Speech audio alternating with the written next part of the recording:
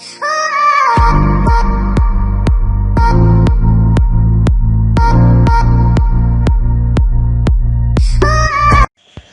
for me mamunia akwaba eba Melodies TV so. Eje se unyi obi a wu nim de ekoso eba wiase mu na ende wo kwa America. Ensem bi ekoso a enye easy. Eno hunti anamso ama enkrofo shops ya hyehye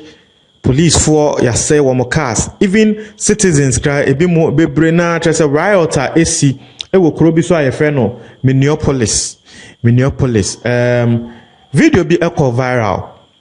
I think 3 days ago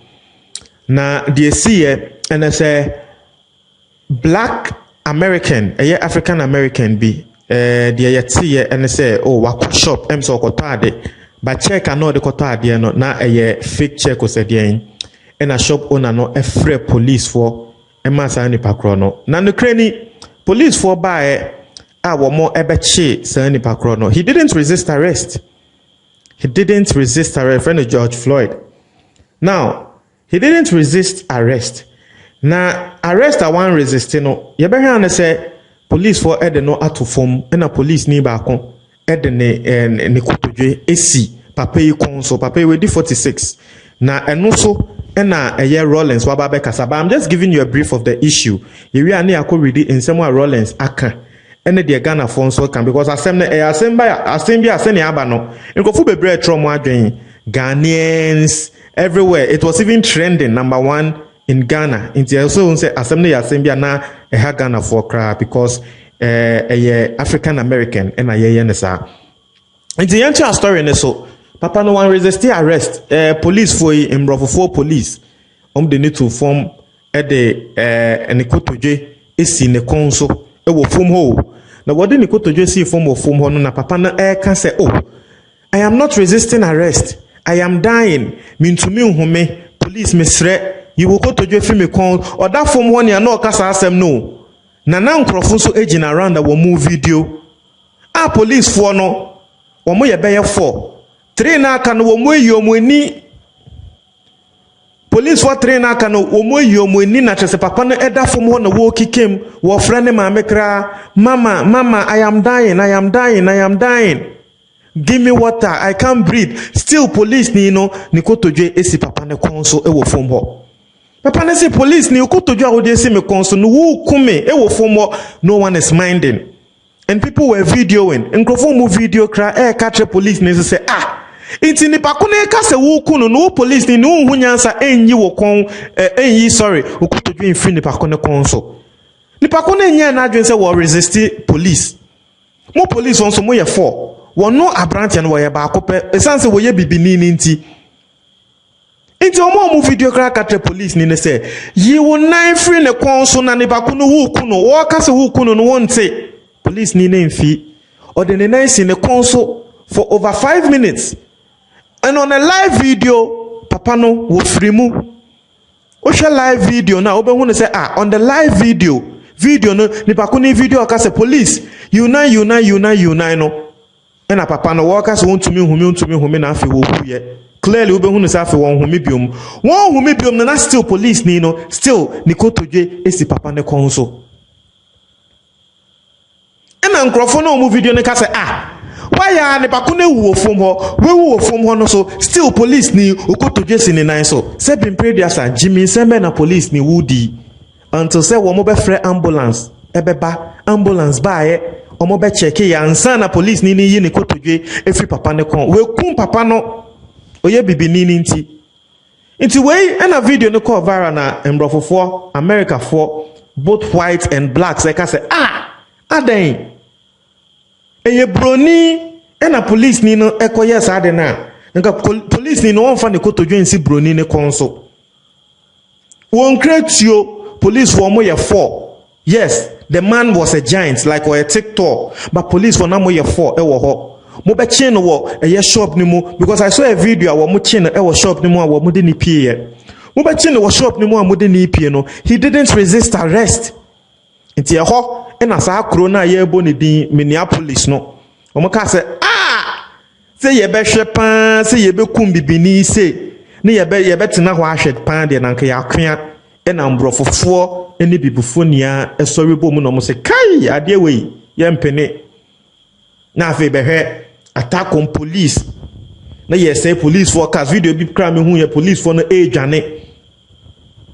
na nkrofo ka say it was a police ni na yes ade no it was I have seen videos from even police personnel in America wo mo aye video e ka say the police ni ye na sebe wanye ni ye pure murder because in the first place the entire police ni owo ho and say you are there for the people watching the pakono he didn't resist arrest police ni na no kasa o also watching the pakono resist arrest aside say the pakono resist arrest no police ni watch obi ni pakona e catch say wontumi nhome wo de wonan yesi ne konso wontumi nhome na yikokoto dwefi ne konso wenfi still na wokoto dwesi ne konso and a police maker says ade na kan it doesn't make sense aside that no wo mo na mo video catch say ni pakunu wo wu yi wonan free ne konso the point where ni pakuna kra wu ye no still wonan yesi ne konso no mo kan. So when we could nipa kone you nine every ne console still waiting fee until say ambulance buy answer woo you nine because ambulance for no some make carry body no answer na woo you nine police ni na boss our point no es also can say the other policemen are no mujina ho 4 other police people are no mujina ho no wo mu hu say abrante ni ki came I can't be that omuni na wo mu emfi nti we there e do mu nia wo so nti we e na nkrofo no bufu ye no maka say dabi police ni na wo yes ade no wo mo be ko ni fie na ono nso de wo mo de be ye ni be wo be ye no na wo mo ko ni fie ho no etiefo police for ayasesa akogu ho se wo mo protect papa no enye easy police ni na we kun bibini no police for chom omugu ho sei nti ho na nkrofo ka se da bi we die eye nipa kun the yatse story eba se akran ne say police ni na o yes ano ya charging no with murder and manslaughter officially but we na JJ Rawlings etina Ghana and what no say that be it's not the first time last week bibi ekoso e America enu hunti na nkrofo kan say justice for these people because bibi ni bi te say wo ko jogging na wo ko dru baby na afem brofofo bi chi na womo eku no just like that inti na America for no kra no womo buefu saade no because ya say ye mpese ye beche sambro fofo na atum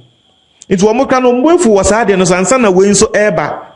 inti amomo hu say da bi we die inti asem a JJ Rawlings abetro o say it is heartwarming to see Americans react the way they are to the unfortunate incidents. A shameful and unfortunate circumstances such as this could have afforded